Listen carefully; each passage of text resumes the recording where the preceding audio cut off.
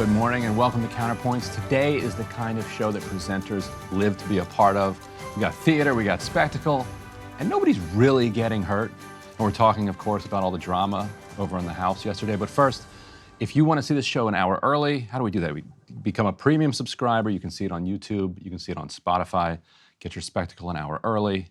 And we all do that. I always show. watch it, make sure that we did as well as I thought we did, right? Yes, yeah. But you can get the full show on breakingpoints.com. Super appreciate the premium subscribers because on days like today, you let us come in and hopefully fill a gap that the corporate press is not filling. And there's just so much news. We say that every week. But yesterday, Ryan was on Capitol Hill. We were both working the phones all day. Legitimately one of the craziest days in Washington, D.C., at least that I've ever experienced.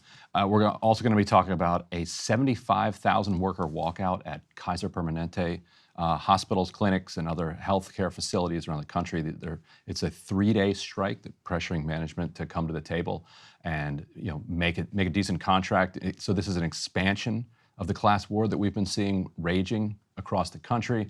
Hunter Biden pleading not guilty to a thing that he did do. But see how that goes for him?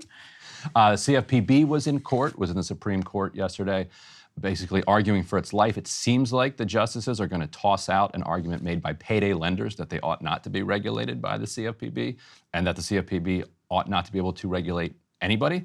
We'll talk about that and more. What else we got? Well, we're going to be talking about North Carolina and your block. I'll be talking about how Mitch McConnell sort of got quietly outmaneuvered by conservatives in his sort of weakened state. And then Nina Turner will be with us to talk about a new project. Yes, we're going to have exclusive reporting. A lot of people have been wondering, what is Nina Turner's next thing going to be?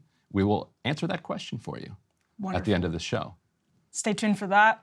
First, let's start on Capitol Hill yesterday. We have a whole lot of video because basically the cameras were trained on every member of Congress who was essential in this negotiation process yesterday. And I'm going to tease right now that actually we have some video potentially that suggests Donald Trump might be interested in taking the speakership. That's not a joke. We'll get into that in just a moment. But let's start with Kevin McCarthy. After he was voted, if you were following along yesterday, there was a vote on what is called the motion to vacate. The motion to vacate is what Kevin McCarthy agreed to bring back. Nancy Pelosi did away with it. It had always been there, but Nancy Pelosi did away with it after watching actually what then Congressman Mark Meadows tried to do to John Boehner. Boehner steps down. Just quit. Right. This goes like, to 2015. I'm not dealing with this. I'm out of here. Yeah. Right. And so Nancy Pelosi sees that, gets rid of it when she takes over again in 2019. And Kevin McCarthy agreed to bring it back in order to secure the support of people like Matt Gaetz in January. He would not have been the speaker. This is the catch-22. He would not have been the speaker without bringing back the motion to vacate. He never would have been the speaker. Yeah. And now he is the first speaker to ever be ousted. Ever. This is a first in American history. A lot of times we think things are unprecedented and they actually aren't. This is really unprecedented. It only happened once in 1910 that there was an attempt, but never successfully. Joe Cannon survived that attempt. And he got an office building. That's right, he did. I don't think there's going to be a McCarthy office building because, well, for a number of reasons that we'll get into. But let's play this first clip of Kevin McCarthy talking after the vote. My goals have not changed. My ability to fight is just in a different form. You need 218.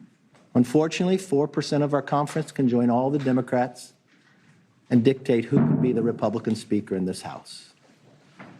I don't think that rule is good for the institution, but apparently I'm the only one.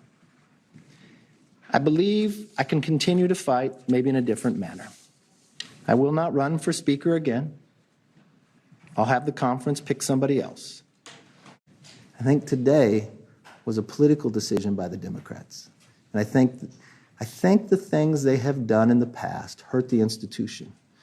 When they just started removing people from committee. And they just started doing the other things. And my fear is the institution fell today.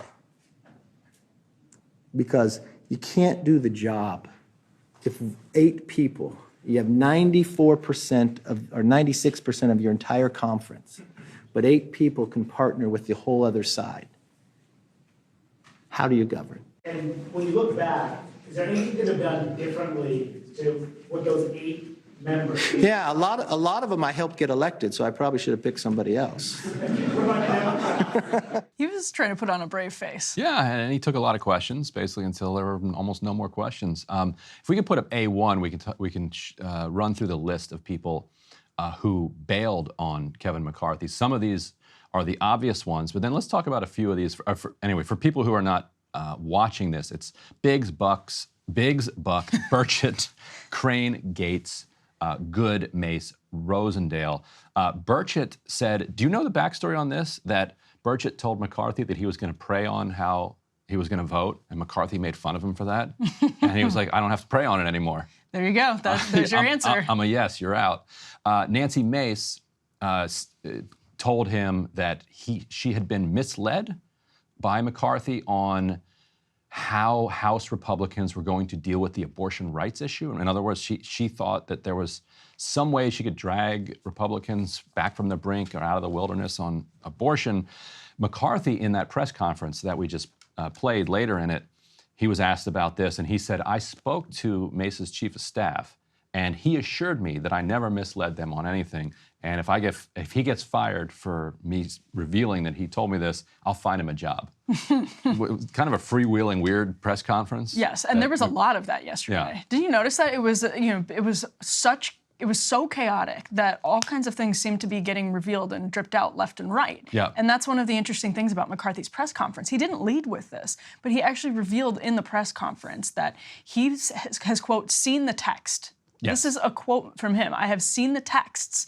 And for Matt Gaetz, it's all personal. So Matt Gaetz leads this charge, which ends up in a 216 to 210 vote, getting people like Nancy Mace. And to this point about Nancy Mace, it looks a lot like she was looking for a reason to vote against Kevin McCarthy, which is very surprising because she's not a Freedom Caucus member. She's not hardcore at all. I don't know how the heck this is going to play in her district, but it sounds like she came up with a reason that she voted against Kevin McCarthy. Not that that reason was genuinely weighing on her, but that she decided she had to vote against Kevin McCarthy, and this was going to be the reason. Yeah, she represents Charleston, and Democrats have thought that they have had a shot at taking her out in the past. She's won fairly comfortably, but she's kind of on the radar, whereas the Freedom Caucus folks in general, like they're nowhere near Democrats' radar. They're like, we're not touching you guys.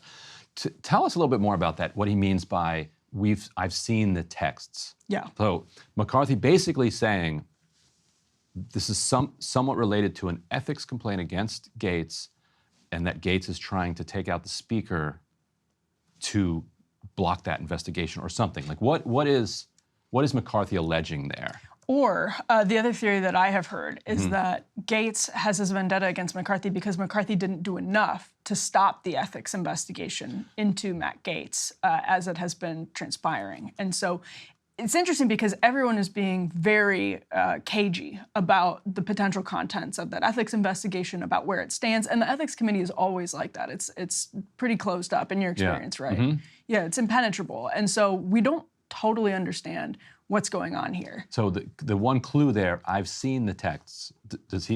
Are these allegedly incriminating text messages that Gaetz is involved in? Is that what we're supposed to be led to believe by this cryptic allegation that the ousted speaker dropped in his press conference? I'm assuming what he's saying is that Gaetz was texting other people, other members, to suggest that his personal problem with Kevin McCarthy is the reason he led this ouster. Now, the ostensible reason, of course, is that McCarthy went along with the stopgap continuing resolution over the weekend. Right. He came to a deal to prevent a government shutdown only for the next 45 days, by the way. Right. It's very likely that the government would still at least be on the brink of a shutdown around Christmas time, if not totally shut down around Christmas time.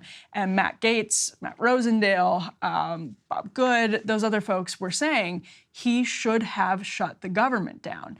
And from the perspective of conservatives, and especially if you think of this from the perspective of like grassroots conservatives, you're just being asked to pick your poison, right? And Matt Stoller had a great tweet where he was like, good for Republicans, like Congress deserves to go up in flames. I'm paraphrasing here, but like, and I don't mean that literally, I don't think Stoller even said that, but like Congress deserves to, be turned into this chaotic scene. Good for Republicans for doing it. And I completely understand that sentiment. I think it's absolutely true. And that's what people have been saying on the right since the Tea Party.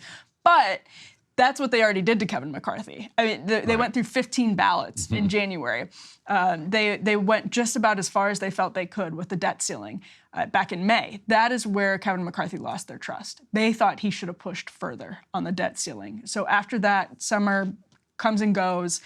They feel like he doesn't push far enough right now. They thought he should have pushed it to a shutdown instead of going with that CR. So again, it's pick your poison. Do you want these like sort of little victories with Kevin McCarthy where you're reforming the House and you're getting the House back into a situation where you have the motion to vacate, where you have these appropriations bills on single subjects, which is one of the things that they're still fighting over. Do you want that? Or do you want to shut down the government and sort of take a shot across the bow and send a message to sort of the Republican establishment? Either way, there's nothing happening to spending. Like, spending is going to continue to. Neither of those options actually seriously impacts what they want to deal with, which is Ukraine aid money, which is the size of the federal budget. None of this is going to deal with that. Let's play a little Gates color, and then I have a question about Gates' strategy for you that I think probably a lot of viewers have as well. So here's a little flavor of Gates' speech making on the floor right before the vote. The opening line of my colleague's speech was that Speaker McCarthy always overperforms expectations, but after tweeting "bring it" and after engaging in profane-laced tirades at House conference, he just lost a motion to table. So I wouldn't necessarily consider that overperforming expectations. And time and again, I've heard my colleagues say that, well, he deserves it because he went through a tough speaker contest. Let me let everyone know he prevailed in that speaker contest because he made an agreement to fulfill certain commitments to make this an open and honest process, and he has failed to meet those commitments, and that's why we are here. I reserve. To whose benefit? People have called you a narcissist. People say that is to your benefit alone. Is it to the benefit of you and to Donald Trump? It's the benefit of this country that we have a better Speaker of the House than Kevin McCarthy. Kevin McCarthy couldn't keep his word. He made an agreement in January regarding the way Washington would work, and he violated that agreement. We are $33 trillion in debt. We are facing $2.2 trillion annual deficits. We face a de-dollarization globally that will crush Americans, working-class Americans. Kevin McCarthy is a feature of the swamp. He has risen to power by collecting special interest money and redistributing that money in exchange for favors. We are breaking the fever now, and we should elect a speaker who's better. McCarthy then said, look, this is personal. This wasn't political. This is, Matt Gaetz just doesn't like me. Right. Nothing I did wrong. He just doesn't like me.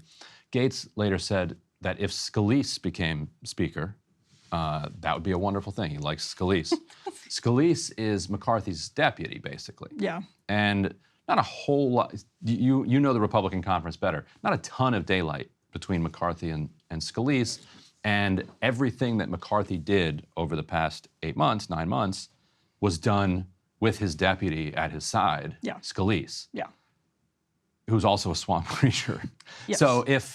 So how are people who are loving what Gaetz is doing, and hey, who doesn't love good spectacle, supposed to feel about what happens if you just rotate in Steve Scalise at the end of this? Which we're going to get to who is going to be rotated in, but let's say it's him. But that's, yeah, so you have the same question as Newt Gingrich, and maybe this is the first time that's happened, but he was on Hannity last night, and his quote was basically, why did they think this was better? And that's what's so frustrating. We'll play in just a minute Jim Jordan and Thomas Massie essentially saying the same thing. You are not going to get a better Speaker of the House for Freedom Caucus goals than Kevin McCarthy, and that's not because Kevin McCarthy is a Freedom Caucus light member. It's simply because he was so transactional that he gave them a lot of wins, knowing that he could do that over and over again. So that's where this frustration is bubbling over to the surface, and that's where we can roll a 5. This is Jim Jordan and Thomas Massie on the floor of the House. After the motion to table the motion to vacate failed, they all got to come in and give speeches on the motion to vacate itself. Matt Gaetz had to use the Democrats' microphone because the Republicans weren't giving him the microphone. There was so much petty nonsense and squabbling going back and forth yesterday. But here's Jim Jordan and Thomas Massie. I thank the gentleman for yielding. On January 3rd, we said the 118th Congress is about 3 things. Pass the bills that need passed, do the oversight work that needs to be done, and stop the inevitable omnibus that comes from the United States Senate right before the holidays. Kevin McCarthy has been rock solid on all 3. Mr. Speaker, as the only still serving co-author and co-sponsor of the motion to vacate, Speaker Boehner, I can tell you this motion to vacate is a terrible idea. As the only member who's serving here who took every chance to vote against Speaker Boehner and to vote against Speaker Ryan, I can tell you that this chamber has been run better, more conservatively, and more transparently under Mr. McCarthy than any other speaker that I have served under. As a member of the Rules Committee, one of three conservatives who were placed there out of trust, the Speaker gave us a blocking position by putting 3 of us on there to keep an eye on the Rules Committee, to make sure the process was fair and even. I can tell you it's been fair and even. None of us are voting against the Speaker today. Regular order is at odds with predetermined outcomes. Yet the Speaker is being accused of not holding to regular order and predetermined outcomes at the same time. And Ryan, maybe we should chase that with our last clip, which is Chip Roy reacting after the vote. Let's play A6. Come at me and call me a rhino, you can kiss my ass. Look, I've spent a lifetime fighting for limited government conservatism. I have laid it all on the line. I've not seen my family but for 2 days in the last 30 days. You go around talking your big game and you thumping your chest on Twitter. Yeah, come to my office and come have a debate, mother. You know why? Because I'm standing up for this country every single day. All right.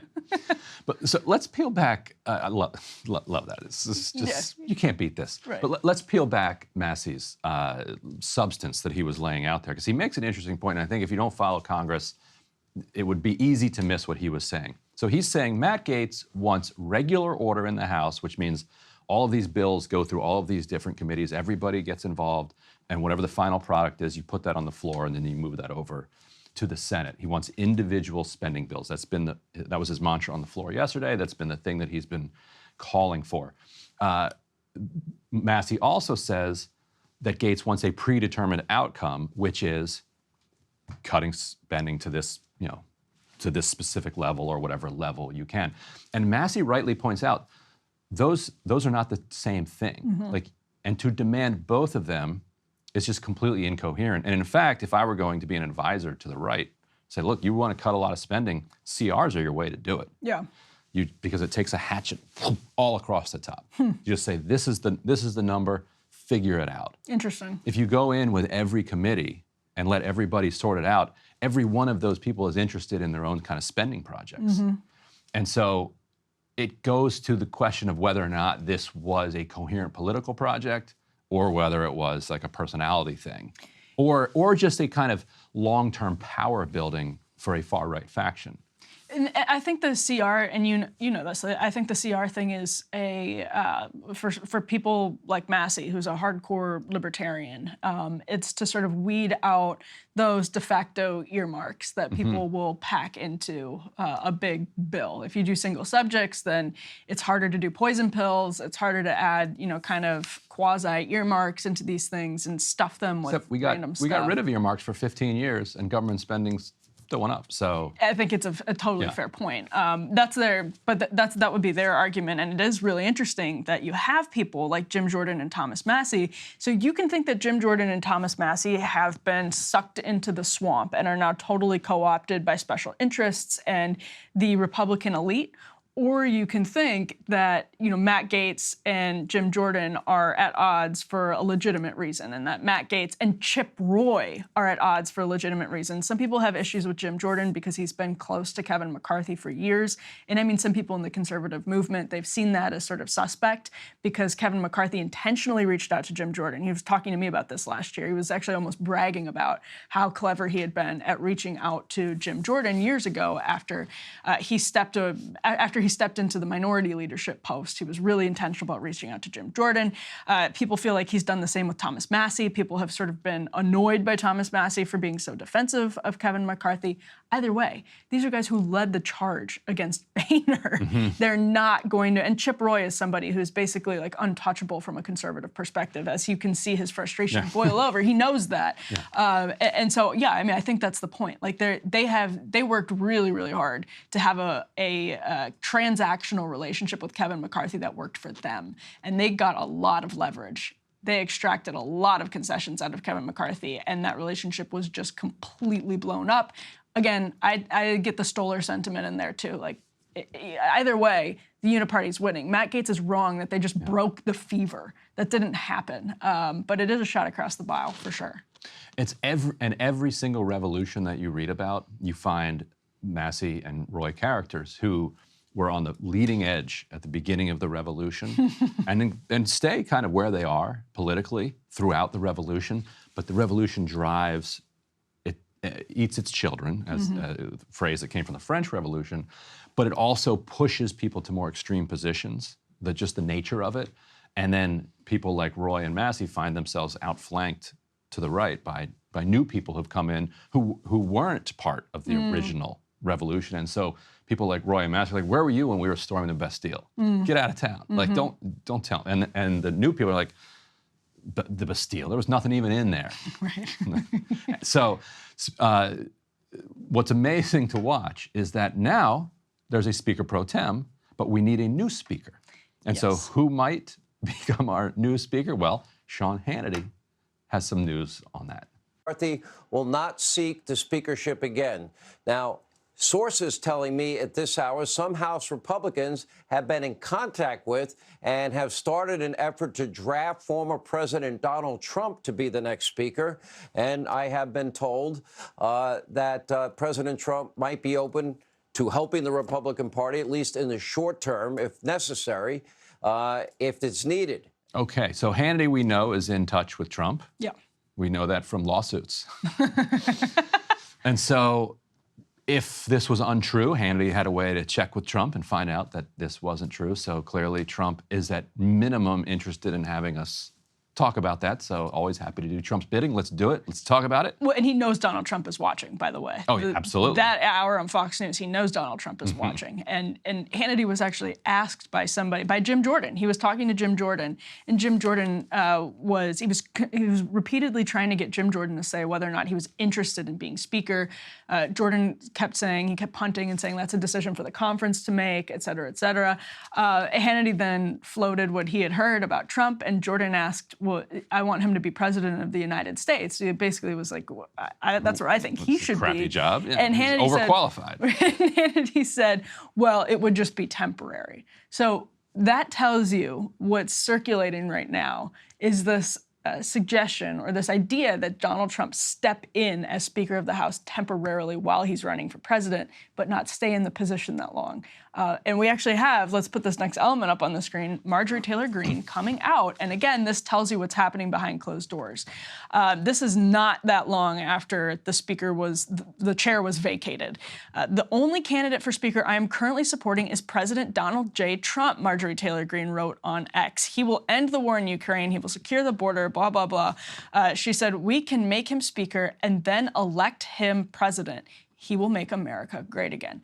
Ryan, pretty clear sign right here that Donald Trump is in the running for Speaker of the House. I don't know how much support he would have. There are a lot of, members who are now jockeying for the position, and we'll get into that in just a second. But clearly, his name is in the running. I mean, Trump loves the story, and clearly he was watching television yesterday. And he's like, oh wait, the House of Representatives can be on TV. Yeah. And that means I could be on TV running the House of Representatives. The C-SPAN thing seems fun. And now Mike Kevin is gone, so somebody's got to run it. Whether or not that actually happens, we'll see, because there are a bunch of other people who are jockeying for it. And so, as you said, Jim Jordan was on Hannity last night, not knocking down the idea that he was interested. So basically, if the conference, if he can round up support, he'll want to go for it. Yeah. Steve Scalise, it's been reported, was making some calls. Matt Gaetz had said, hey, if Scalise gets it, that's wonderful. You got Tom Emmer. Yep. Is there a difference between these people that viewers should care about, like Emmer, Scalise, Jordan? Yeah, I think the biggest difference is between Emmer and Scalise and Jim Jordan, because Jim Jordan is, we talked about this earlier, absolutely a hardcore conservative. He's somebody who went after John Boehner. He's very focused on oversight now, but I think it was a really big deal. He usually says no, when people are asking if he wants to be Speaker, and it's happened before. It actually happened when he decided not to run against Kevin McCarthy for the speakership after Paul Ryan, or for the leadership position after Paul Ryan left.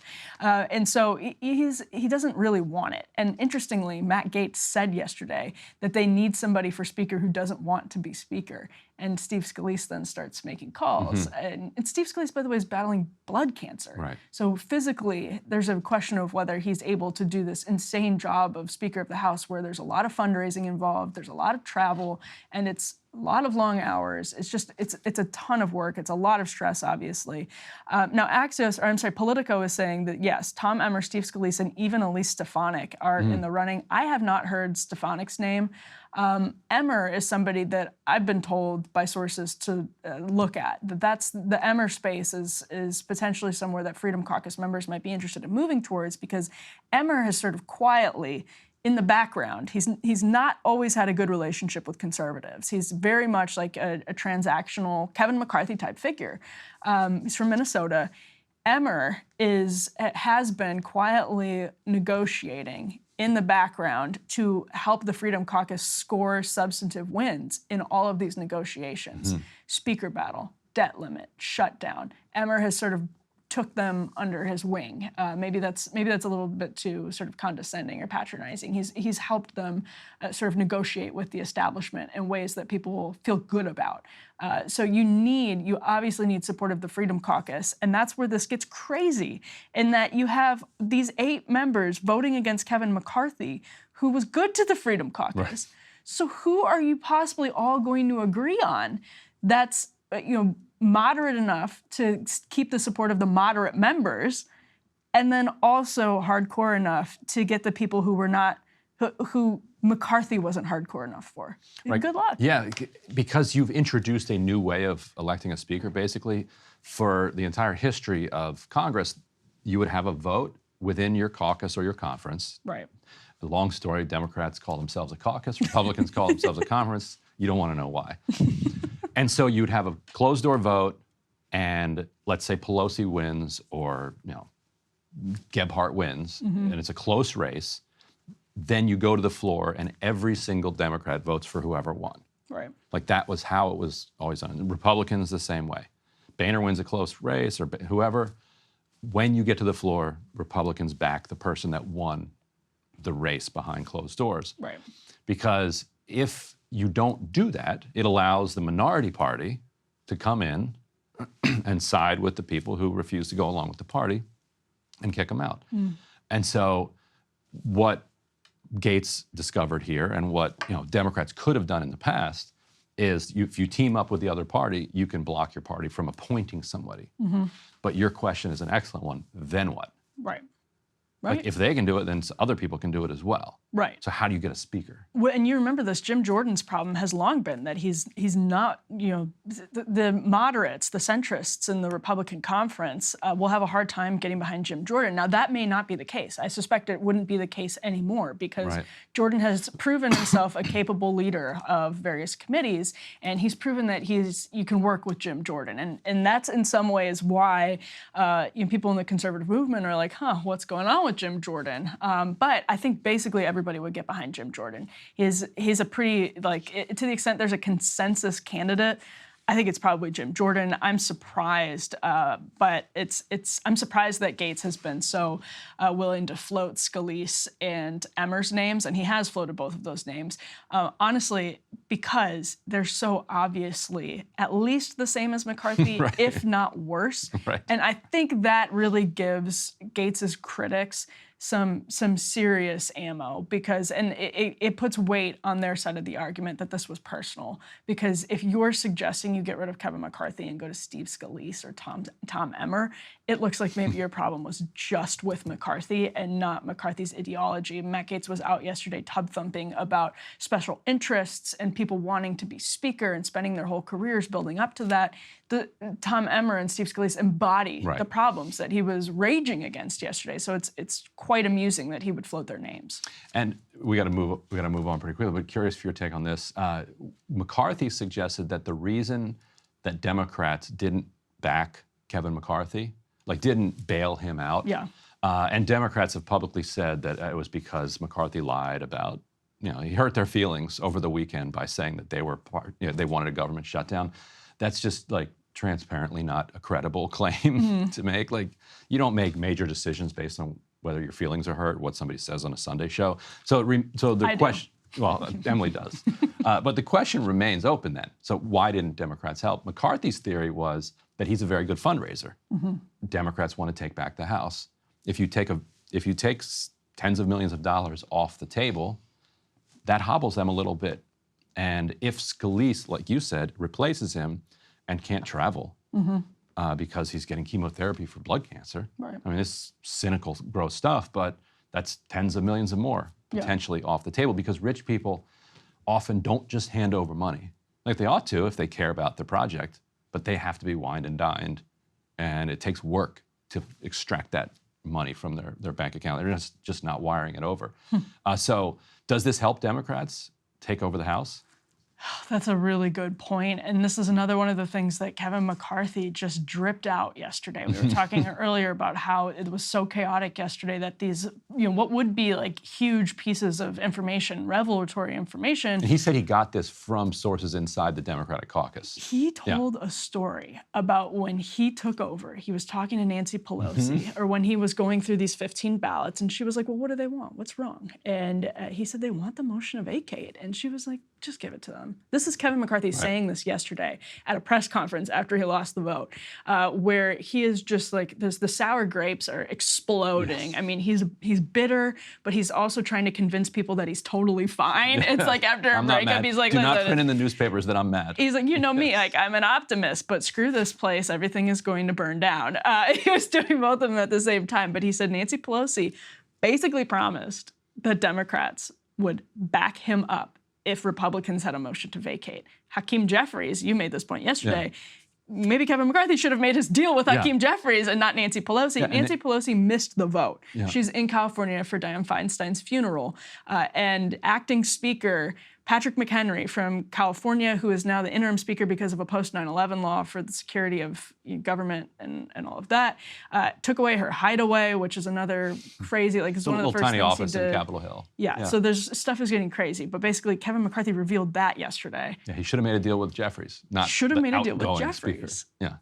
It's like having a deal with your old landlord. Good as that. It's not super helpful. The last guy said, well, but it's funny because Pelosi still holds a lot of power over on the Dem side in their caucus. And, she's obviously was very close with Dianne Feinstein, and I imagine is not involved in the drama as much as she would be if she were here in D.C. and not mourning Dianne Feinstein. But it's quite interesting that she didn't step in and tell Jeffries not to whip that vote, because clearly he was whipping that vote. Yeah. Oh yeah, it was a disciplined party. Yeah. Amazing in contrast to the Republican Party. It's weird. Sure is. Totally bizarre. Well, and there was just my last thought would be there's a Jake Sherman tweet yesterday from Punchbowl saying, it's amazing you look back and you see that House Republicans have been at war with their leadership for like the last 15 years. Yeah. And my response to that was, like, the Senate is slouching. And we'll talk about that later in the show, but it's, my boss, Molly Hemingway, turned it around. She was like, actually, it's really, you're seeing this wrong. It's really, or my boss, Sean Davis, said, it's really that the leadership has been at war with the Republican voters for 15 years. And what you're seeing are these occasional sort of breaking points, to use a phrase, with the base. Yeah. Because the base wants it. Good time. All right, let's move on to another huge story. 75,000 nurses, medical professionals now striking over Kaiser. Contract negotiations failed on Saturday, so the contract ran out. They've been negotiating, and until this morning, we didn't know if the walkout would happen, but it did. Tens of thousands of workers on the line here. Nursing staffing shortages, one of the sort of quietly one of the biggest problems in labor right now. Absolutely hit the forefront of the discourse in this huge labor conversation that has been roiling the country for at least the last year. 75,000 jobs, Ryan. Yep. If we can put up A1 here. Yeah, so if you are a patient with Kaiser, I used to be. Kaiser is actually a pretty cool kind of vertically integrated. Do you know much about Kaiser Permanente? It's this like vertically integrated healthcare system where, when you're in, they've got everything for you. Like that's where the specialists are, that's where your GP is, and it's all owned by it's all the same company, basically trying to be not just single payer, but also kind of nationalized healthcare, but privatized. It's the vision that a lot of people on the left have. They say, except it shouldn't be profit oriented.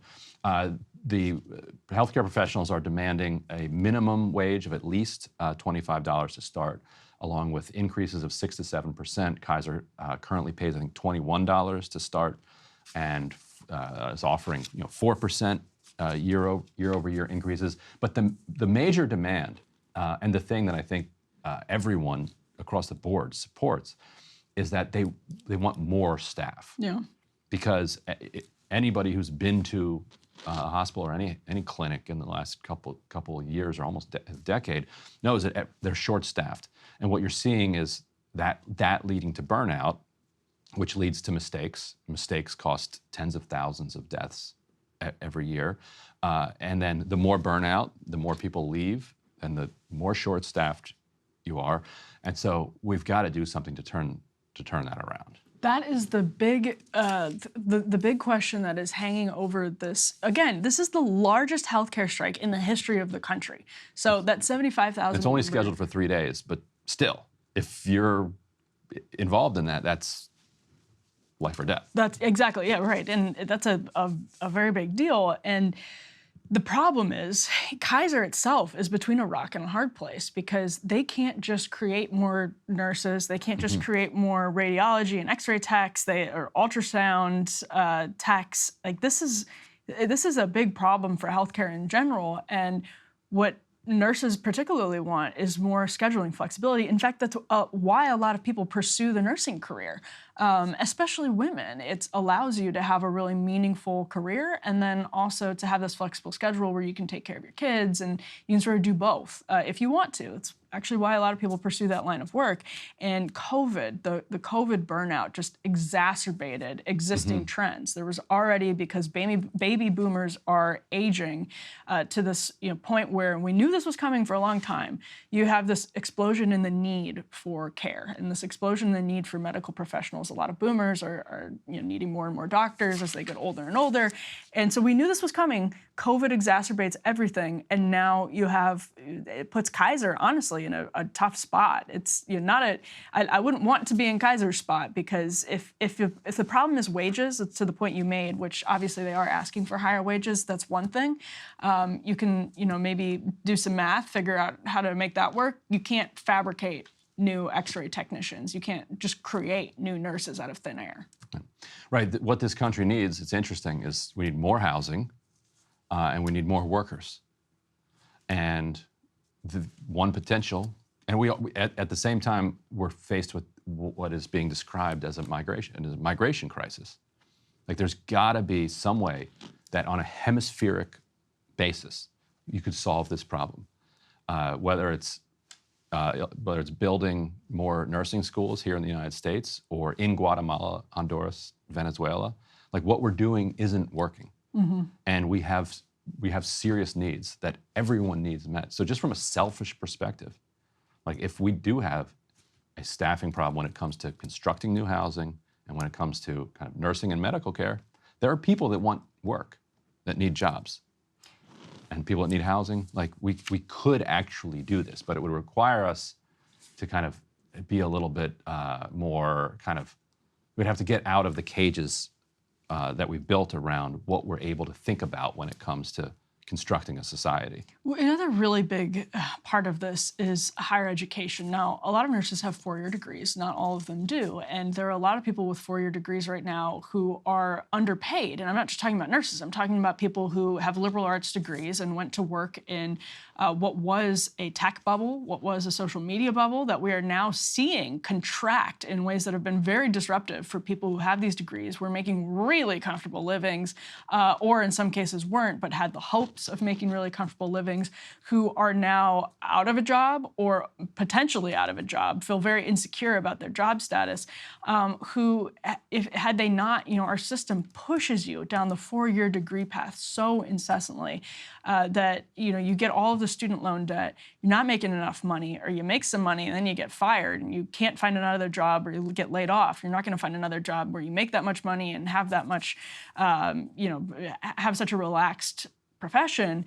And you know what? Honestly, a lot of people could have been making more money with less debt going down the nursing path too. Like, we just have these weird gaps in our workforce because of the 4-year degree push over and over again. This is your ticket to the middle class, and then people get it. They have $80,000 in debt and aren't making nearly enough to pay that off for 20 years. These are good paying jobs. And so, I mean, good for the medical professionals, not just nurses, but the techs, for pushing for higher wages and for pushing for more flexibility. Hopefully they get it, and it makes it more attractive to other people who could have better lives. Yes, that's a great point. The more attractive you can make it to get into either teaching or nursing, to me, the better. My brother's a nurse, and it's a brutal profession. It's so hard, also so rewarding and heroic. Yeah. So thank you to him, and thank you to everybody. He's coming to visit this weekend. So shout out to him, and also to everybody else in the nursing and healthcare field. And I hope that they get what they want, so that you get more support from people coming in. It does appear like the country is supportive of not just these workers, but workers across the country. If we can put up B2 here, this is a poll from Navigator Research finding a couple of interesting things. Key takeaways here. UAW and Writers Guild, even after these long strikes, are viewed more favorably rather than unfavorably. For people who are kind of new to labor conflict, and that's basically everyone in this country, because we haven't had serious labor conflicts for a long time, that's kind of new. Like, the American public generally supports striking workers in theory, but the second they actually strike, support for them collapses. So the fact that even amid the strikes, you're seeing support for them is unusual and is hopeful. Now, partly that's because union density is so low that it doesn't affect a whole lot of people. So, once if you could get to 30 or 40%, then you start to see people complaining again. So it says 4 in 5 Americans support right to bargain collectively. That's like kind of reaching record levels. More than 3 in 4 support the employees who are on strike in both of these cases. And then, interesting, their final takeaway on the two parties here. Half of Americans say Democratic Party and Joe Biden are more supportive of labor unions than Republicans. And 3 in 5 say that Trump has always looked out for big corporations and rich people like himself instead of American workers. Is that a surprising finding? It's probably worth mentioning this is a left-leaning poll. I actually think the firm has some ties to the UAW, and that question, I would have to see how it was written. It seems kind of loaded, but it's rich really... people like himself, that loads it up a little bit. Yeah, it's a little bit of a leading question, but no, I don't think that's particularly, I don't think it's also, particularly if you surprising. ask the American public, does Trump care about only himself? You would think 100% would be like... Like, we're not dumb. Yes. we all know. But that's a great... For himself first. Maybe Republican candidates should be looking at polling like this. I've seen, other polling to this extent too. We talked about a recent American Compass poll. Republicans in a recent, I think it was Gallup poll, it may have been Pew, said that they trust Republicans in the economy more than Democrats. Now, labor issues, how they factor into that is a fascinating question. But Republican candidates who have no chance against Donald Trump at this point, maybe a tiny chance, and we could have egg on our face 6 months from now, but their odds of beating Donald Trump are slim to none. Even though they're still out there trying really hard, they should pay attention to the public sentiment on labor. If they're going to be those types of politicians that sort of just go wherever the wind blows, they probably will want to weigh in on one side of this. It might hurt them with their donors, but it doesn't make any sense to keep talking about unions in the way some of those candidates have talked about unions because of this. Moving on to our man, Hunter Biden. Hunter Biden, we can put this up here, pleaded not guilty yesterday to charges, to basically his gun charge. Right. And for people who haven't followed this, Hunter Biden was charged with buying a gun and checking on a form that he was not currently using drugs. Right. Which you have to do in order to get the gun. And it would be, so it's a felony, I guess. Yeah. It would be amazing if he tried to say, well, I wasn't on drugs that second when I checked that form. Right. And the last time I'd gotten high, I swore it was going to be the last time I ever got high. And then I got high later that day, and that was a relapse, but relapse is part of recovery. And so you cannot prove that I was high the second that I checked that form. That would be an amazing thing to put in front of a jury. Now, he has written in his memoir, and there's been plenty of reporting that he was kind of in the middle of a long-time bender. Right. But it's the question is actually worded in a funny way. On the form that you On have the to form, check. yeah. Right. Like, are you on drugs? At the moment. It doesn't say at the moment, but it's like it suggests present tense. Right. As opposed to, are you battling a long-term Right. drug addiction? And he probably was at the time high, but do we know beyond a reasonable doubt that he was? Right. So here he is heading into court. This, of course, also is the fallout of that plea deal that collapsed. Yes, in July. In Delaware, right. Right. So the plea deal collapsed in just spectacular fashion in July, where a Trump-appointed judge looked at the plea deal that Hunter Biden, that actually the prosecutors, so the government, were bringing to Hunter Biden and said, wait 1 second, what on earth is this? And basically made them go back to the drawing board. It was a crazy plea deal, to be fair. Like she was not wrong in that case, because they were letting him just plead guilty to tax charges. And then he wouldn't get prosecuted on the gun charge, or they'd let him off the hook on the gun charge. So obviously he's violated numerous tax laws because he was going to plead guilty on those counts, and we know it. I mean, we have enough records at this point to see that he at least was engaged in some tax evasion. The gun thing, though, is really interesting because Jonathan Turley had a blog post on this. If you move back the timeline on Hunter Biden's sobriety to the point where he can plausibly claim he's pleading not guilty, so the point where he can plausibly claim he was sober at this point in his history, so in 2018, it takes away that excuse for a lot of the influence peddling that the Biden family has used about how, listen, my son was battling a drug addiction. He was battling his demons during this influence peddling scheme, 2019, 2020. You can't really have that excuse if you're claiming you got sober in 2018. So that's a legitimate question for the Biden defense, sort of more broadly. Couldn't greed just be enough of an explanation for Yes. why you're cashing in on your last name? Greed, and I mean, honestly, Hunter Biden's best defense is that this is normal. This is normal, like, yeah. This is literally how business gets done. This is how foreign policy is made, and I didn't know anything else. It's all I've ever known. One of my favorite clips ever is Donald Trump Jr. getting on TV and saying, it's so shocking that somebody would use their last name for profit. Can you imagine? It's like, wow, yeah. Can you imagine Donald Trump Jr. if somebody ever did that? Well, that would be outrageous. And if they did it while on drugs, wow. He earned his spot on Celebrity Apprentice. He did, yes. He fought for that, Celebrity Apprentice Jr. He fought for that spot. Celebrity Apprentice was a great show. But anyway, this is the end of the Reuters article on the Hunter Biden thing. They say some legal experts have said that any firearms-related charges against Hunter Biden could be vulnerable to a constitutional challenge after the U.S. Supreme Court last year in a landmark ruling expanded gun rights under the U.S. Constitution's Second Amendment, which protects the right to bear arms. This is another story that can scramble all the existing ideological fault lines. Hunter Biden, Second Amendment champion. It's a serious problem for Joe Biden if Hunter is fighting for, I mean, really like the rights of gun owners. And if I were a constitutional lawyer, which obviously I am not, I'd be like, look, how can you have a well-regulated militia if everybody's high? You got to be able to regulate the drug intake of your militia. Hey. But somehow they've just scratched that part of the Second Amendment out, the well-regulated militia. If this goes to the Supreme Court, I mean, I don't even.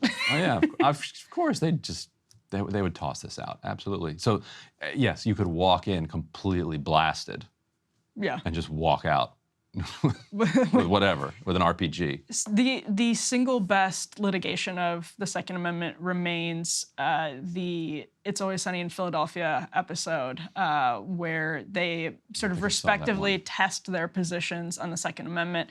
Dennis and Dee try to prove that it's really easy to buy a gun. Charlie and Frank and Mac, or I think maybe just Charlie and Mac, try to prove that it's really hard to buy a gun. And everything just gets thrown up in the air. It's really amazing. So check that out if you haven't. But Hunter Biden's attorney has said that he's going to file a motion to dismiss the case. He still thinks the July agreement is in effect. He believed the statute was unconstitutional. Man, this is obviously a serious case for Hunter Biden because it could actually potentially involve prison time. Obviously, we're talking about a felony. There are many other charges against Hunter Biden that could be pending. He still has not been charged with a FARA violation, which partially sent Paul Manafort to jail. That's the foreign lobbying, right? Right, yeah, the Foreign Agents Registration Act. He clearly is in violation of FARA. Like, it is just like the most obvious FARA violation, like multiple FARA violations that you can imagine. But he hasn't been charged with it, and that's a big looming problem for him. Nobody had really gone to prison. I think there was like one case of somebody who went to prison for a FARA violation, which is a felony, before Paul Manafort ended up going to prison for it. But Paul Manafort went to prison for it, and Tony Podesta didn't.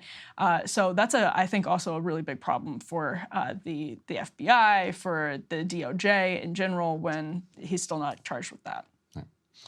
And so let's move on to the Supreme Court yesterday. So in the Supreme Court, payday lenders took the CFPB in and said, the way that the Consumer Financial Protection Bureau is structured is unconstitutional. And we can put up D1 here, and ought to be ruled as such, basically invalidating not just the CFPB, but actually also the Federal Reserve, which is not funded through the regular appropriations process. The payday lenders had come up with this kind of arcane and novel legal theory that Congress is only able to fund things certain ways. And so the way that Congress funds the CFPB is it says the CFPB gets $600 million plus cost of living increases, and it is funded through the Federal Reserve. The Federal Reserve, so that is the way. So you can't come in through the regular appropriations process and cut that off.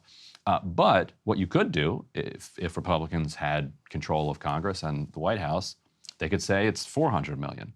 Right. From the Federal Reserve. Like, Congress still maintains some control over it. We've got Elena well, go ahead. Well, I was going to say, I think that was because there already was a challenge. I think Mick Mulvaney mounted a challenge when he was the head of the CFPB, and so I think it actually changed. The funding mechanism had some congressional oversight after the change. I don't know that it originally did. I think it was originally all derived from the Fed. It right? was, but what I mean by congressional oversight is that they can change the laws. Right, yeah, absolutely. So here's Elena Kagan going back and forth at the court yesterday. I'm sorry. Can we just sort of, this is $600 million, and this is a rounding error in the federal budget, honestly.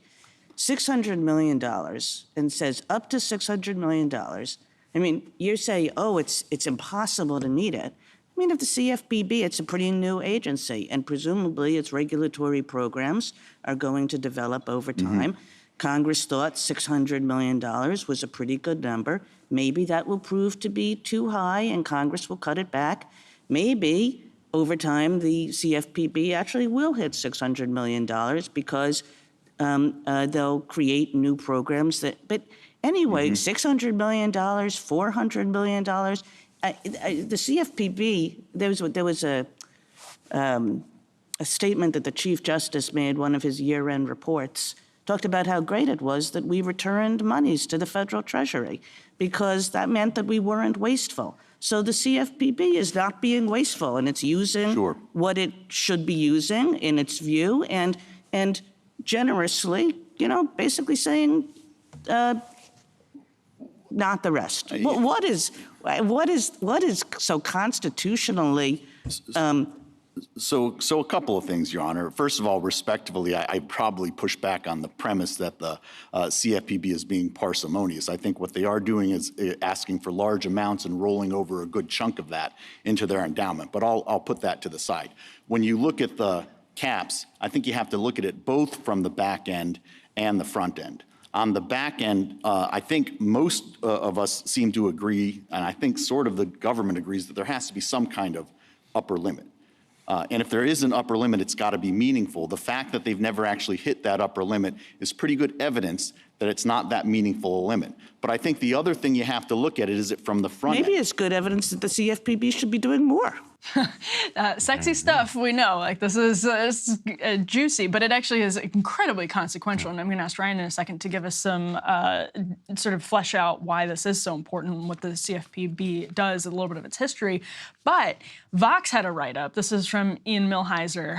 I think we already put it up on the screen, so you can check out that article if you want. But Ian Millhiser points out, having listened to these oral arguments while chaos was enveloping the Capitol just a few blocks away, that Kavanaugh and Amy Coney Barrett both, quote, showed little patience for Francisco, so that is the Trump Solicitor General who's going after this case, his attacks on the CFPB. So little patience. Now, my favorite quote here is actually from Clarence Thomas, who asked Francisco to complete the sentence, quote, funding of the CFPB violates the appropriations clause because, and it did not go well. So you are getting basically piled on. They said, Ian Millhiser said basically after listening that it seemed like only Alito was strongly in the anti-CFPB camp in this case.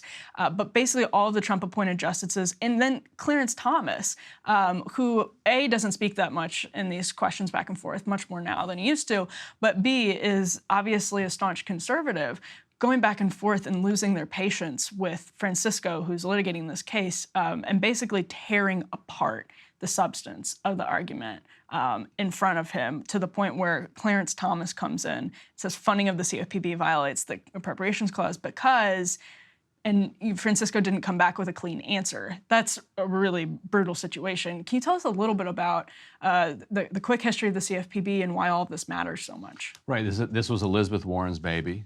She wrote about it in a law review article, and then came to Congress. Before she was in Congress and was kind of like the lead champion of it, she was running the bailout oversight committee that got her a bunch of viral moments. She was on Jon Stewart, so she became this like big consumer advocate in the wake of the financial crisis. And she used that political capital to push for the creation of it was originally called the CFPA, changed it to the CFPB. And one of the things that they fought for was this Fed funding stream that would then make it harder for kind of future Congresses to come in and cut funding, because often what Republicans or Wall Street-backed Democrats would do is they would say, you can't use any funding for X thing. So circumvent that. Right. So it doesn't completely circumvent it because, like I said, Congress can still come in and change that law, but it's harder for them to do it. And if you make Congress work a little harder, then they do fewer things, because then they have to do it in public, and that requires more public support. And so that was the thing. What Warren wanted was a public fight over this question, because she knew she didn't have Wall Street on her side. They were going to lose if it was money. It was a moneyed inside baseball fight. She wanted it to be fought in public. She had this famous quote where she said, "If they try to weaken it, I'd rather have a bunch of blood and teeth on the Senate floor and get nothing at all." Because she felt like in a battle between people swinging clubs on the Senate floor with the public watching, that they were going to win. Right. And so they ended up winning this particular provision, which gives it a streaming amount of money from the Federal Reserve every year that they can then count on. And the Federal Reserve is also kind of itself funded that way. So it would create this weird situation where you wouldn't have a Fed either, which some people would be like, oh, that's a great idea. But okay, well, go look up what things were like before the Fed. The Fed was actually a creation of the populist movement, which people forget. And it's so interesting that 100 years later, the populist movement hates the Fed. But here we are. Well, you're like, that's an important point. Like, one of the reasons I think, especially some of the libertarian wings of the broader conservative movement, or people in the libertarian wing of the broader conservative movement, want to use some muscle to go after the CFPB is precisely because the Fed, you could be going after the Fed in and of itself. Like, that's why this is important. That if this had been a really strong oral argument for Francisco, you then actually do have to start questioning how the Fed is funded constitutionally. If it looked like Trump's justices were going to go in one direction, like Thomas was going to go in one direction, like Alito was all going to go in that direction, then yeah, and the case that's on the table right now is Chevron, that can absolutely uproot the way the government functions. And so there's still some room for that to happen. The Supreme Court, now conservatives argue that the CFPB makes decisions for consumers in some cases, not all, but in some cases that consumers are better off making than the federal government. That's the broad conservative argument against the CFPB. But there is also this existential question of whether the funding mechanism just invalidates the existence of the CFPB and whether that the constitutionality of that arrangement would then call into question things like the Fed. Right. And turns out, even according to Clarence Thomas, it doesn't. Which raises this is an appeal of a Fifth Circuit ruling, which went for the payday lenders, which means we ought to shut down the Fifth Circuit until we can figure out what is going on. Well, like how they could possibly come up with a ruling that would be this wild that even Clarence Thomas loses patience with it, suggests that we need a reform of the circuit court, that we could just skip the Fifth. Like the Fifth, and people, like plaintiffs, go shopping to get into the Fifth because it's filled with so many nut jobs that are going to produce rulings like this, that if like they try to get into there, and it just wastes everybody's time, because then even Clarence Thomas is like, guys, are you serious with this? Good free speech rulings out of the Fifth Circuit recently. There you go. But that's a point that Ian Millhiser brought up, is that it shows that there's daylight between the Trump justices and Clarence Thomas and Alito and the Fifth Circuit, maybe not Alito, on some questions, which is actually, again, like, I know this sounds weedy stuff. That is a big deal. We should let Alito go serve on the Fifth Circuit. Just swap them out. Yeah, and take some beleaguered Democrat from the Fifth Circuit who's just like down there shaking her head at all of these rulings. Let her come to the Supreme Court, and then Alito can go down there. See what happens. Yeah. That'd be a fun experiment. Free bill. All right, let's move on to an Intercept story, actually, about Apple, about privacy, Ryan, that was published this week. Tell us a little bit about the reporting that you guys published. We put this element up here. So this is a really wild investigation from Sam Biddle. New group attacking iPhone encryption backed by U.S. political dark money network. And so to give a little bit of the backstory here, this is about an organization called the HEAT Initiative, which calls itself a nonprofit child safety advocacy group. So people might remember that back in 2021, Apple announced that it had developed a way to kind of crawl through all of its users' photos, and it was going to look for child pornography content. Yes. And then it was going to then alert the feds that it had found this. And there were you could kind of have an algorithm that tries to figure out, okay, is this? The other is you can match it against a database of known kind of child pornographic content. That is, and we probably won't even put this video up on YouTube because it'll just get nuked by the algorithm, speaking of which. Right. And so they announced that they were going to do this as a way of fighting kind of child sex trafficking. Right. People immediately pointed out, like, hey, wait a minute. If you are going to be having Apple crawling through everybody's photos, even for a cause that everybody supports in principle, right? Who else can crawl through Apple's photos? That means any hacker who can get inside this tool that you're using would then have access. So you're creating a new window for people to crawl in. It means any foreign government or domestic government that wanted to get access to your iCloud storage data could get in there as well. And then if you're going to do that for child sex trafficking, why wouldn't you do it for other things? Well, let's check if you're a fentanyl dealer. Yeah. Let's check to see if you're a tax dodger. Let's check to see if you're spreading disinformation. Let's just see if you have guns that are not registered. Right. Well, what if you had memes that spread disinformation? There's a guy who's like getting locked up for a meme that did legitimately spread disinformation, but he's like in prison. Was it like an election thing? Or? Yeah. Like so what if they start scraping your phone for memes? Yeah. So Apple, to its great credit, said, you know what? Actually, we're not going to do this anymore. So that's the backstory to this Biddle investigation. What's wild is that this organization, the HEAT Initiative, has been pushing since then to push Apple to return to that. What he discovered is that this HEAT Initiative is linked to a Democratic billionaire-backed dark money operation that is the biggest, basically, Democratic operation in the country. They spent like $1 billion on the election.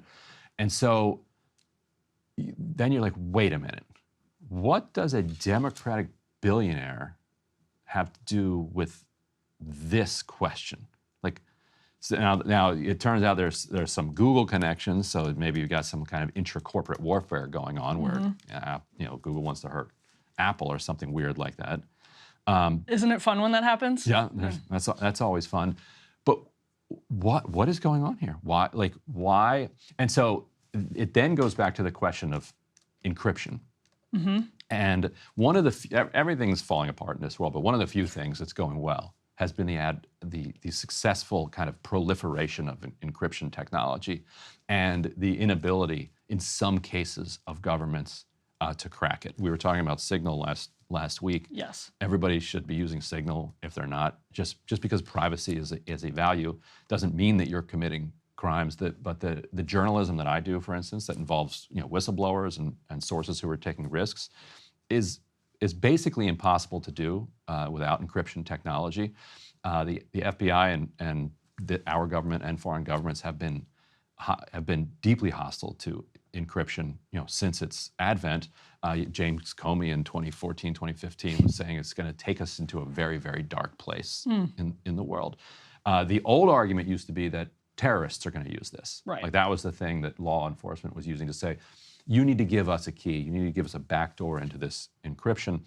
They've now shifted to sex trafficking, child sex trafficking. You need to give us a key into the encryption because of child sex trafficking. And so far, Apple and other encryption organizations have pushed back against this. But Biddle's reporting that there are links to a Democratic dark money operation should be deeply frightening to everybody who cares about their privacy. Yeah, and I was actually just going to say, so Douglas Mackey is who I was referring to. He faces 10 years in prison. I don't think he's in prison. I don't know. He hasn't been sentenced yet, to my knowledge. It was set for August 16th, but I don't know if that's actually happened. But the point remains that this has actually, this software, here's a New York Times headline, a dad took photos of his naked toddler for the doctor. Google flagged him as a criminal.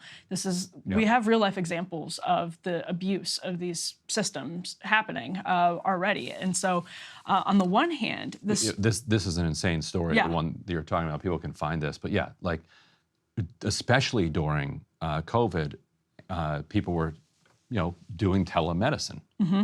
And if you're doing telemedicine with a child, like, how else are you going to say, like, hey, doc, can you take a look at this? Right. And tell us, like, does this infection need to be treated immediately? Right. Is this an infection? Can it wait? Like, what should we do? Right. And the robot just flagged that. Yeah. And like ruined this guy's life. Well, and of course it did. Like, there's no way for a robot to differentiate between child, doctor, parent, and whatever else. And so it's like this huge, you are transferring this responsibility, again, to a robot and to massive tech conglomerate. So it's really fascinating that there's billionaire support for this to be brought back. I imagine you're right, that there's some sort of like cronyism, and watch what happens legally on this, because if there's cronyism involved in that, where you have billionaires lobbying to force companies to do things like this, that's going to be really interesting too. I mean, and this is a huge problem. Like, we've talked on the show many times about pornography laws and about pornography, internet pornography in general, and the proliferation of it. I'm one of the people that thinks you can walk and chew gum at the same time, and you can have tighter controls over pornography with like creative laws that target children. But at the same time, the concerns about those laws are extremely valid. The privacy concerns about those laws are extremely valid. It has to be done in a way that doesn't invade people's privacy to the nth degree. And this is a really similar, I mean, they're different issues, but it's a really similar thing. Like, can we use digital tools to monitor potential child pornographers while also allowing for people's privacy? Obviously, yes. But at the same time, when you give the government these tools, when you put your life in the hands of a company, the cloud, whether it's Apple or Google, you're giving so much up, and you're giving the government something that it's almost impossible for them to resist using that tool once it exists. And to wrap this up, let's tie it into one other viral story recently. Biddle writes, the HEAT initiative is helmed by Sarah Gardner, who joined from Thorn an anti-child trafficking organization funded by actor Ashton Kutcher. Earlier this month, Kutcher stepped down from Thorne following reports that he'd asked a California court for leniency in the sentencing of convicted rapist Danny Masterson. Thorne has drawn scrutiny for its partnership with Palantir and efforts to provide police with advanced facial recognition software and other sophisticated surveillance tools. Critics say these technologies aren't just uncovering trafficked children, but ensnaring adults engaged in consensual sex work, and more than that. Like, there's a lot more going on here than just concern for the children. All right, Ryan, what are you looking at today? Well, so the North Carolina legislature recently passed a new law that would exempt from the public information. Basically, they rewrote their transparency laws to allow the government to sell public information to private entities and even potentially to foreign governments, but to also destroy that information and keep it from the public. Rather scandalous new law that kind of slipped through in the dark of night. Journalists D.L. Anderson and Sarah Sloan of D.L. Anderson Productions produced this report for us. I mean, I could read you the provision. Like, when I saw the word sell, I just could not believe it.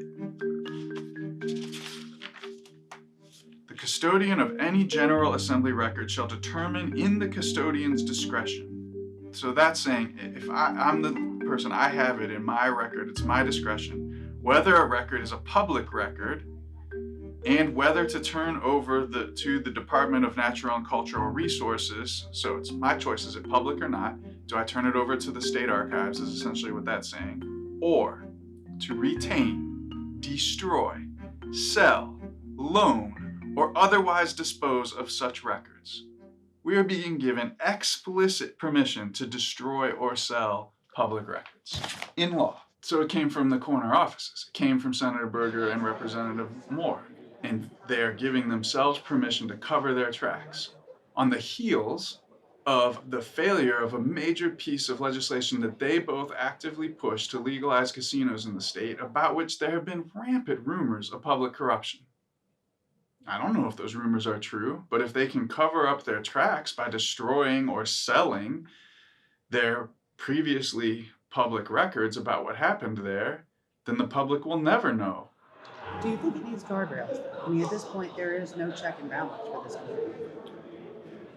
So I think the check and balance basically is that we work within the General Assembly by majorities. And if there are suggested changes that folks would like to see or think are appropriate, I'd like to hear what they are. We'll look at them. I should not be able to sell the public records for personal profit from my public service. And then who do you sell them to? To people who want to cover up wrongdoing? To economic interests who want to be able to have a competitive advantage? To foreign governments that want to be able to know what's happening for their own advantage, whatever that is? I don't think there's any other state in the country that has had this level of power grab. So this is a pretty incredible response to a scandal bubbling around a casino, casino and gambling. That how about we just destroy all the public records that are involved here?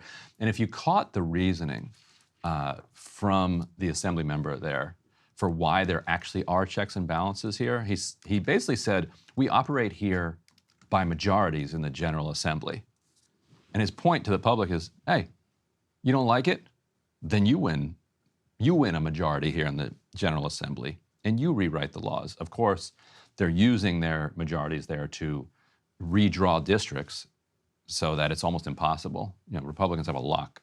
Despite North Carolina being a swing state, like they really have a lot of these legislative districts locked in. So the check and balance, according to them, is the public, but the public is then also systematically drawn out of an ability to kind of elect a new majority. So, wild story. It is a wild story, and I always think it's wild when Republicans, who you go back to sort of the Tea Party days, were hammering the need for transparency. And that's a really core aspect of conservatism, should be is not always, but should be skepticism of government. You don't like big business, you don't like big government. That's real conservatism from my perspective. And that means always erring on the side of transparency. You see a lot of conservative excitement right now over things like FOIA laws, because moms all over the country are using FOIA to uncover what's happening in local governments, et cetera, et cetera. Down in Alabama, they're really upset about that. It's not conservative to err against transparency. And there are Republicans, I don't actually know the specifics of this situation, like what the Republican counter argument is. Oftentimes there are legitimate concerns about like privacy and safety, but if you're in government, you can't really credibly make that argument. You can credibly have those concerns and those fears, but that doesn't change the need for transparency. It doesn't change the argument for transparency if you're doing government work with taxpayer money. It just, I can't stand when Republicans do stuff like that. Yeah, I mentioned Alabama because did you see the Sarah Huckabee Sanders scandal with the podium? That's Arkansas. Oh, sorry, Arkansas. Sorry, yeah.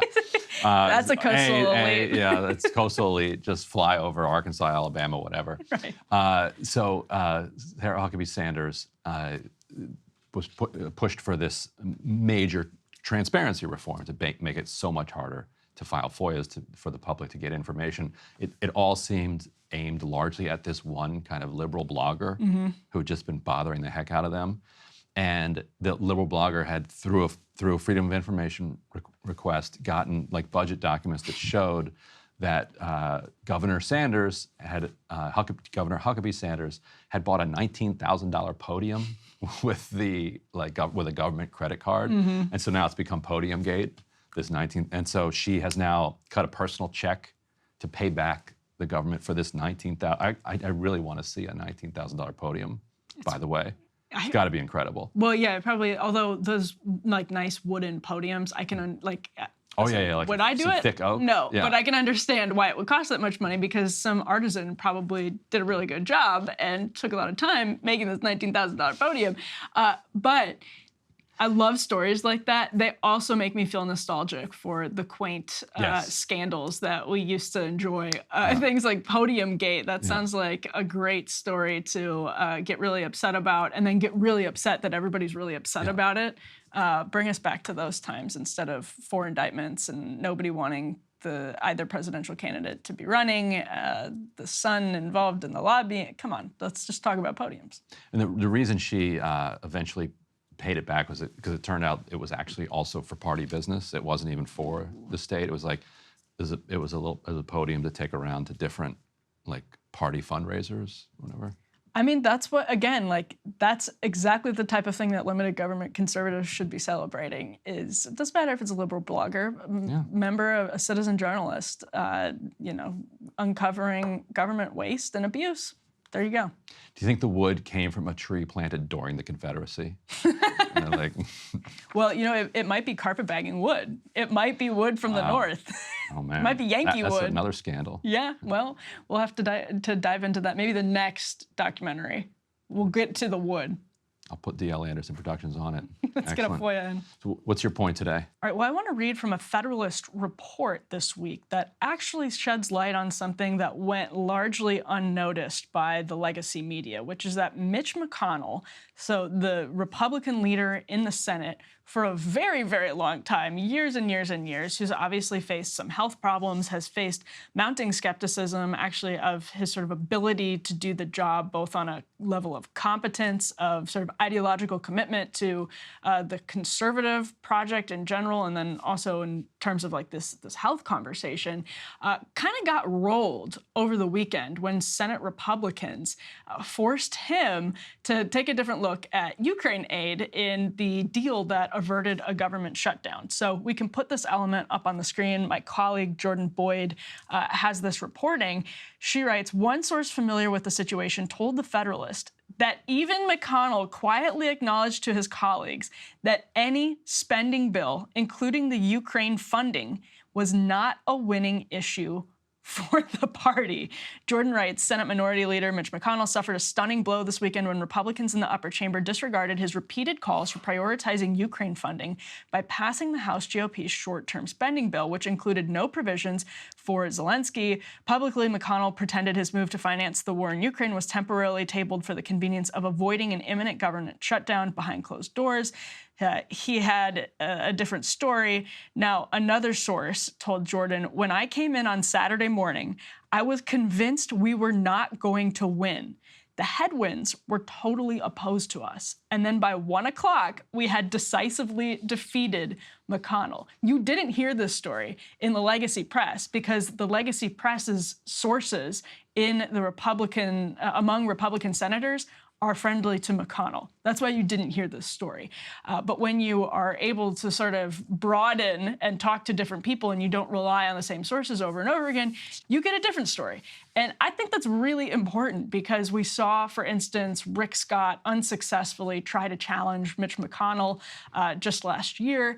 And, you know, he had more than 10 conservative Republican senators voting for him. Now, maybe they would have voted differently if they thought actually Mitch McConnell was in jeopardy. Nobody thought Mitch McConnell was in jeopardy. That was an anonymous vote. We actually don't fully know all of the people who voted against McConnell and voted for Rick Scott. Rick Scott is not seen as like a serious contender to take the leadership position if something happens to McConnell. And by the way, it seems like the only way McConnell steps down from his leadership post is if something happens to him at this point, because despite all of these different health challenges, despite freezing up and glitching in front of reporters and the public however many times now in ways that are so obvious that he is no longer able to function in the way that Republicans should want their leader of their group in the Senate to function. He's obviously not able to do that anymore. He still hasn't stepped down. So the only thing that would cause him to step down, I mean, I don't know. He might be trying to wait it out so that there's an easy Republican, if Kentucky has a Republican governor, then you're more easily able to appoint a Republican, et cetera, to replace McConnell. Maybe he wants to make sure that he has a good backup in place, that, you know, either one of his kind of deputies, either John Thune or John Cornyn, all of the Johns, Barrasso, are able to step in, and that the vacuum doesn't get filled by what did this is John McCain called Ted Cruz and Rand Paul the loony birds, something like that, all the way back in 2014. Maybe Mitch McConnell wants to make sure that Rick Scott doesn't step into the power vacuum, or, you know, someone like Ted Cruz doesn't step into the power vacuum. Right now, it doesn't seem like there's any way for one of those people, there's no real path for one of those people to become a leader if something were to happen to Mitch McConnell. But the guy got rolled. Nothing is more important to him than Ukraine funding. He's basically said as much in public. He's not really trying to hide that. But even in private, let me read this quote one more time. A source familiar with the situation said that he quietly acknowledged to his colleagues that any spending bill, including the Ukraine funding, was not a winning issue for the party. So he knows that. He's still publicly saying it's one of the most, if not the most important things for Republicans to be dedicating their spending to right now. And what this highlights is the war between McConnell and voters. We talked about this earlier in the show when it comes to Kevin McCarthy. My boss, Sean Davis, tweeted when Jake Sherman of Punchbowl said, it's remarkable to think about how Republicans in the House have been at war with their leadership for the last 15 years. Well, actually, it's Republican leadership that has been at war with its voters for the last 15 years because voters don't want these massive continuing resolutions. They're against the expansion of spending. They're largely against this kind of unchecked money going to Ukraine. You can go on down the line. The Republican leadership in the House is at odds with sort of the Republican voter base, and that goes back, 15 years. You go back to the Tea Party. Of course, there's only so much that Republican leaders in the House can do, but there's also only so much that they're willing to do. And the same is absolutely true of Mitch McConnell, who was able to survive the Obama era and the Trump era because of, well, one word, judges. We all know that, but now that Donald Trump is out of office, the judges have all been confirmed. Mitch McConnell's record on other things downstream are all coming to the surface, bubbling to the surface. His war with Trump, their sort of ongoing feud, doesn't help him. That's obviously true, although it does endear him further to the establishment and to elites in Washington, D.C. The bottom line, though, is that Mitch McConnell is in real trouble because this is a great example, and you're not hearing it in the legacy press, of how the guy in backroom negotiations is just getting rolled. And if you've talked to people that have been involved in those negotiations, one of the more interesting things that you hear is that when McConnell has had his medical leaves of absence, people feel like the Senate has been working better. Conservatives feel like they've been able to negotiate, even with McConnell's deputies, better in his absence. That's a really big problem for Mitch McConnell. It's a really big problem for his ability to hold on when he has health problems.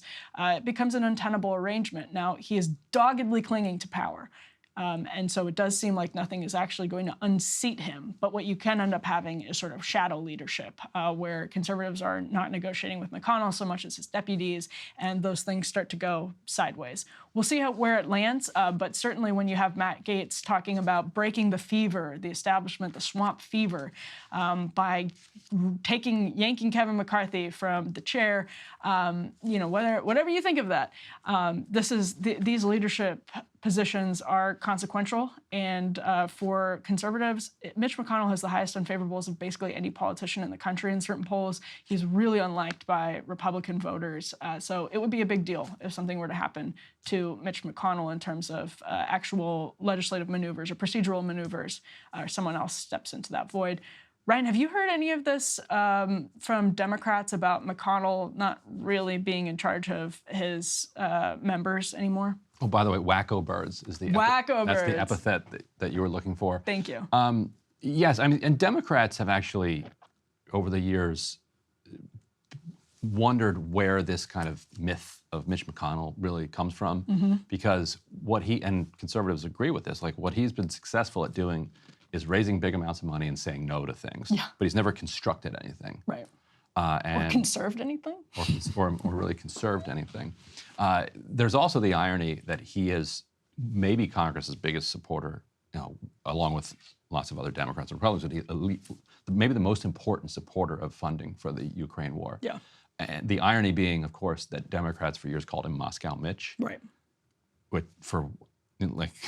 Just I guess because it sounded cool. Yeah. But without Mitch McConnell, they wouldn't have gotten through that huge military aid package that they got right before Republicans kind of took over the House, which is the reason that we're approaching November and they don't actually need more money yet because they gave so much money earlier.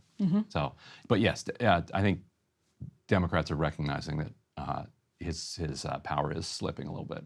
Really interesting. We'll continue to follow that story. Nina Turner is up next to talk about a fascinating new project that she's launching. So looking forward to that, Ryan. All right, stick around. Former state senator Nina Turner is launching a new organization called We Are Somebody that will be supporting striking workers around the world. She joins us just in a moment. I wanted to play a little clip from her launch video first. Everybody is somebody. Most people want the ability to afford housing, healthcare, provide for their family, and be able to take a vacation every now and then. While most corporations are seeing record profits, they aren't leading to record wages. Imagine that. CEO pay has skyrocketed over 1,000% since 1978. CEOs are paid 399 times as much as a typical worker. Workers deserve better. From the Reverend Dr. Martin Luther King Jr. supporting sanitation workers in Memphis, to Fannie Lou Hamer's work for Black farmers in the South, to Asa Philip Randolph's work organizing the Brotherhood of Sleeping Car Porters and organizing the March on Washington, the fight for liberation has always been a fight for workers' rights. It is in this robust tradition that I am launching We Are Somebody, a capacity-building organization for the working class. Well, Senator Turner, thanks so much for joining us. It's a pleasure to be here. So can you tell us a little bit about We Are Somebody and what gap you think this new organization fills? Well, there's nothing quite like it, Ryan, where you have a nonprofit out there to complement what workers are doing. It is indeed a capacity building organization for all workers, not just unionized workers, because we do understand that most workers in this country are not unionized, but to the extent that we can bring unionized and non-unionized workers together, we create a type of synergy that cannot be stopped. There is a need for this organization to both be a bridge for union and non-union workers, but also to be out there on the front lines to amplify, to help to fund and support these workers, to educate and to provide technical support where necessary. And what comes to mind for me is our first big venture, which is going to be with the one and only Christian Smalls, the president of the Amazon Labor Union. As you know, they are a new labor union, and so they don't have robust strike funds, and they could benefit from that kind of help, all the way to helping organizations like One Fair Wage, which is trying to do away with the sub-minimum wage. So there is a gap there, and We Are Somebody aims to fill it. So interesting. And can you tell us a little bit more about the funding? Obviously, you have a nonprofit structure. So are you mostly looking for small dollar donors, that kind of crowdfunding thing, or looking to just get funds from people who want to support workers? Yeah, thanks for that, Emily. It will be a multitude of those options. It will be grassroots donations, which I certainly have become a pro at doing in my 2 runs for Congress. It will be foundational support. We will seek grants from foundations that care very much about economic and social equality, and institutional donors are well. There are some wealthy people out there ultra wealthy people, I should say, out there who understand that there is an imbalance in the economy and that the pendulum has swung too far over, that we are really engaged in the second version of the Gilded Age, and that must be corrected. So I'm also going to help ultra wealthy people who want to do the right thing and make investments in trying to help workers level the playing field. So later today, you were telling us before we started taping that you're going to be heading to a parts plant where UAW workers are striking. As you also know, 75,000 Kaiser workers walked off the job this morning. So walk us through, if the organization were up and running and fully funded at this point, and I guess there is no such thing as fully funded because of the depth of the need here, but let's say funded in a greater capacity, what would We Are Somebody be doing either for, say, the Kaiser workers or for the UAW? Well, first of all, reaching out to those workers and the leaders of those workers to find out exactly what they need. But on the foundational point, it would be to organize, to fund, and to amplify their messages, to get that message out deep and wide. One of the concerns that I have, Ryan and Emily, as I talk to workers all across the country, and let me be more pointed, I went to Streetsboro here in Ohio, where there was a part plant that has about 122 workers there when they walked off the job about 2 weeks ago. And one of the things that the president of Local 573, when I asked him, what do you want the American people to know? He said, we want them to know that we're doing this for them. And talking to other workers, they were explaining that some people think that the UAW, for example, workers may be asking for too much, and they're not asking for too much. So this is as much about organizing the workers who are on the front lines and also educating the people who may be out there and have some misnomers about why workers are asking for a living wage. It's not too much to ask. And I think that we are navigating a society in American culture in particular where folks think it's okay for corporations to dominate and that working class people don't deserve to live a good life.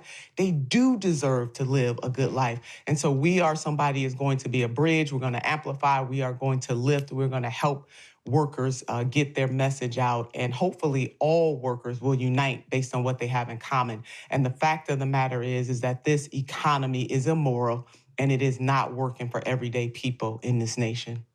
It's always odd to kind of be living through history because you have a hard time seeing the forest for the trees. So I wanted to ask, the clip that we just rolled is so full of history. You talk about the robust tradition of organizing. Where do you see this current moment where, just today you have the largest healthcare strike in American history?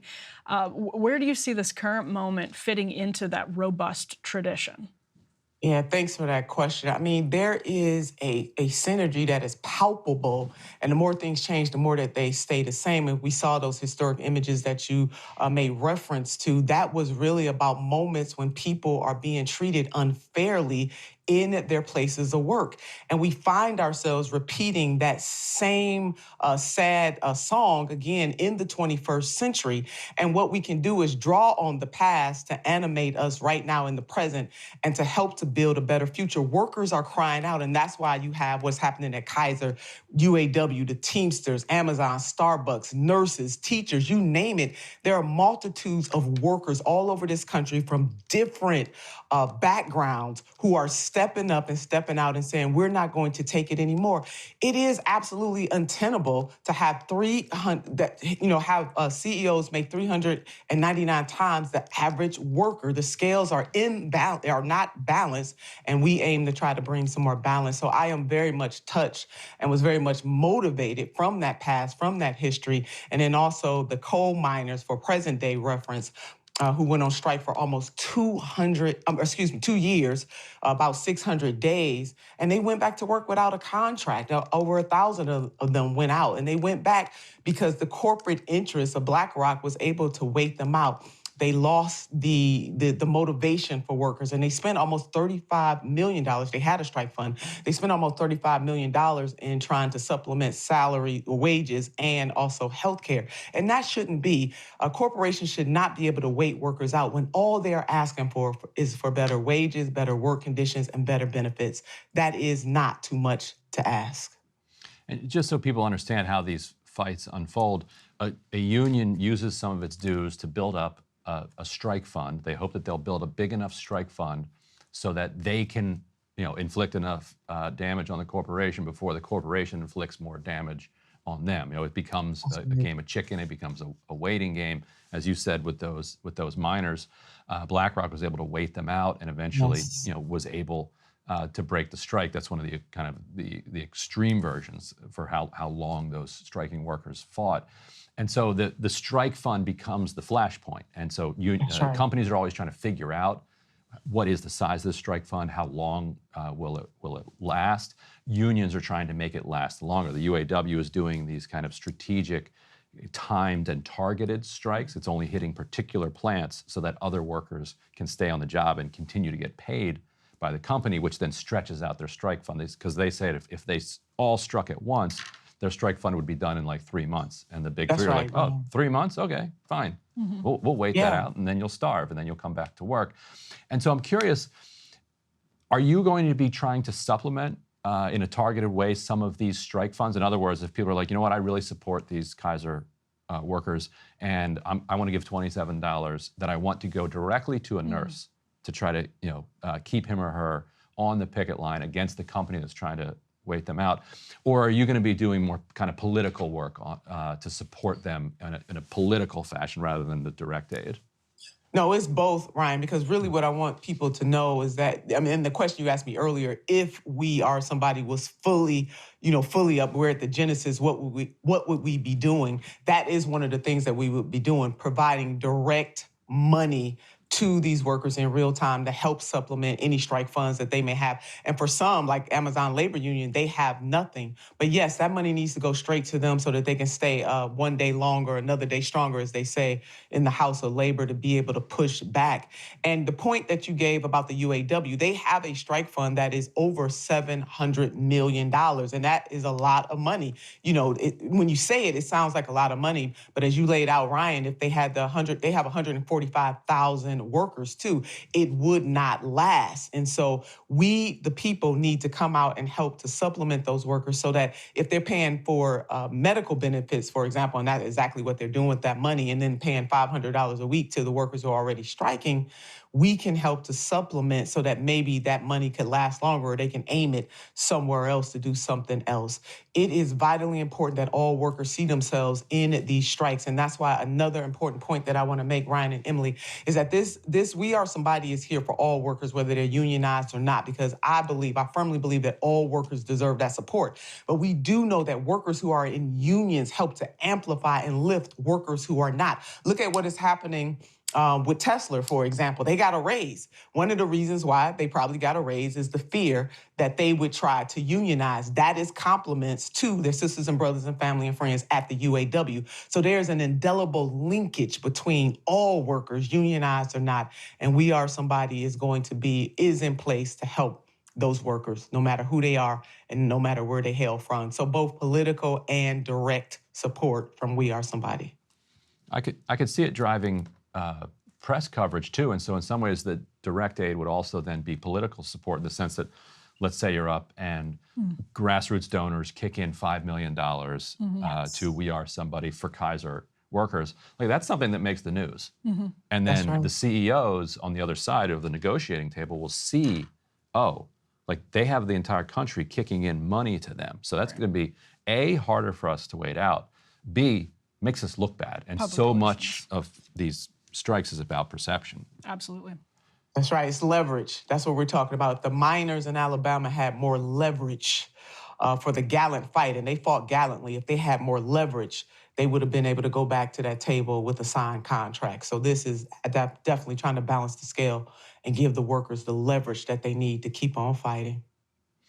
And people are looking for ways that they can fight. I know that like that's one of the things I think that has people so kind of torn up in this time that, you know, for several years there was a sense of like, okay, this is the direction that we're going and these are the things that we're fighting for. And, you know, in the Biden era, that's kind of been cast to the wind. And so this does, I think, kind of reorient people around a North Star of a pro-worker agenda. So really looking forward to seeing how, you know, We Are Somebody takes off. Is it, I think, wearesomebody.org. Anything else people should know? Yeah, that's right. Wearesomebody.org. And certainly they can follow my social media, Nina Turner on Twitter, Nina Turner Ohio on the gram. So just follow, and on Facebook too. So just follow my social media platforms. And also, yes, they can go directly to wearesomebody.org. All right, well, Senator Turner, thanks so much for joining us. That'll do it for us today. Really appreciate it. Best of luck out there. Any closing thoughts? Just make sure to subscribe to the premium version, so after we can you give to We Are Somebody, then you yes. But it's there is synergy, so that we can do interviews exactly, like this and that's keep right. bringing you the news that we're we're leveraging so that she can leverage. Yes, and so that workers can leverage. There you go. That's right. See you soon.